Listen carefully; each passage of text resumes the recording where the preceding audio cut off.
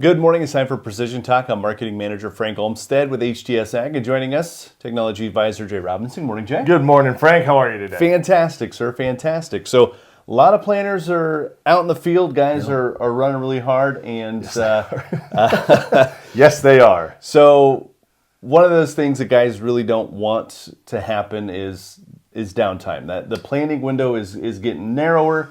So Yes. they need to get that crop in the ground. Any sort of hiccup in that process Yes. is frowned upon. And just this morning, you were on the phone with the guy, and you were able to remote in. Yeah, you said it right though. Any downtime, any delay is not good, especially when it comes to technology or wiring. And it makes it that much more frustrating when it's supposed to work a certain way and it doesn't.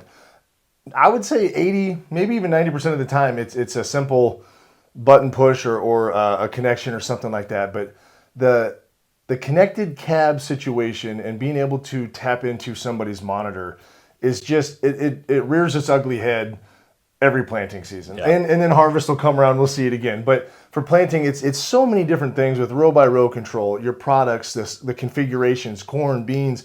There's so many things that go into it that when you were to call in and say, hey, I'm not getting my map to show up, it was corn, but now it's showing under beans. Why? That's hard for anybody over the phone to go, oh, all this is what you did, and we can help you out. But by being able to look onto the monitor and say, okay, show me your configuration process. In that process, we just noticed, hey, that was a different product than the one before that. And it was a aha moment. Yep, I accidentally put that product in and selected soybeans instead of corn. We changed it and everything's good. Maps are fine, and he's running off to the races. Now, he's an hour and a half away. Yeah. So if that wasn't something we could do over the phone and it would need somebody there, either he'd have to wait that long to have somebody come help, or he's going to lose half of a map and just redo something. So those are options that aren't acceptable. You guys don't want to do that. So I guess the moral of the story is we have the new In-Command Go monitors. Not pushing to go out and buy a new one if your monitor's working well now, but if you are looking to upgrade, that is the bee's knees. It comes with the modem already built in. You don't have to buy a separate one. We give you the data for the year. We can see everything you're seeing if you let us into the monitor, and it just saves so much time. No sitting on the field. And if you do need somebody on site, we're going to be able to determine that a heck of a lot faster. So you're not waiting an extra 20 minutes for somebody to get in a truck and head your direction. So it's just been. I wish we could keep track of the time savings and what something might happen, because it is seriously, if you've been thinking about it, haven't pulled the trigger yet, or talk to anybody that does, I can't say enough about how much time that can save a guy. Absolutely. So, and then the next thing is you also have gotten to get in the cabin right along with, now they released Right Paths in November last year, but this is really the first planting season. The guys have got to go out and use it, and you've been in a cab. What have you seen? Yes, they kind of teased us with it for a while, but it wasn't going to come out until planting season. So we're starting to see, and this again kind of ties in with the being able to look at monitors, because it's something new. We want to be able to help dial it in, and that's another thing with calibrations, dial it in. If you have something looks off, we can just make sure, and we can control, not just visualize. So if you're in the cab and need something done, we can poke the buttons. But I actually got an opportunity to ride around with Adam and his planter, which is running Right Path. And I know I've heard testimonials from guys running it. They love it. But to be able to watch it actually do its thing, because when you have Right Path enabled, you've got your top bar is going to be a tractor, your bottom bar is going to be the implement. And when we're on a side hill and you've got 10 inches, the tractor's off 10 inches of the line, but that planter is right in the green, zeros across the board. So that planter's coming around exactly where you want it to be. And being able to watch the tractor offset itself to make sure that happens, it was a really cool process. And it also gives you that warm fuzzy that the crop's going exactly where you want it, and it's going to make a heck of a lot of difference when you put, for the gas that you put in the ground, strip tillers, and harvest time.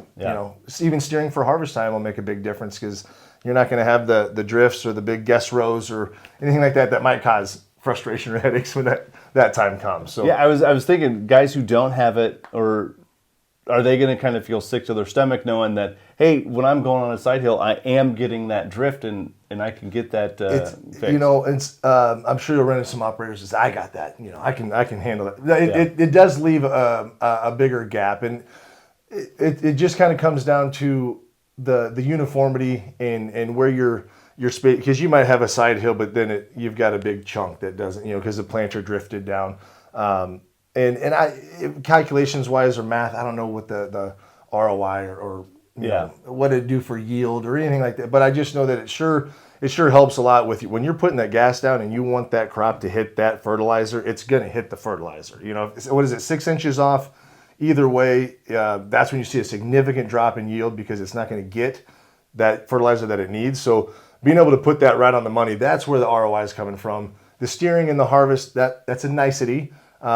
But it will affect yield when you can get the seed right where you want it. Well, exactly. And if you took the time to put the gas in and then you don't put the seed on top of exactly. it, then you're losing the yield, but you're also wasting the money on the inputs of the fertilizer. Inputs are ridiculously expensive. Absolutely. So at this point, a lot of guys are auditing, what they're using. Did this work? Did we use this last year? Did we see a difference? And that's where the monitors and the data is king, because if you put something on the ground, you can go on your laptop, desktop, iPad, whatever you got, and pull up a map and say, well, this is the rates and this is what I put on and the product I put on or the seed number, brand, whatever. And you can say from this year to this year to this year, we didn't see any difference. Why are we using it? Or we did this one year and not this the next. We've got to go back and do that again. So it's just a way to really hone it in as prices keep going up and grain prices aren't keeping track with that. It's a way to save some money, and I guess the girl math is if you don't spend it, it's still coming into your pocket. I don't know how you want to work that, but same thing. You're not blowing money on something that's not working, and that's where the data comes in with those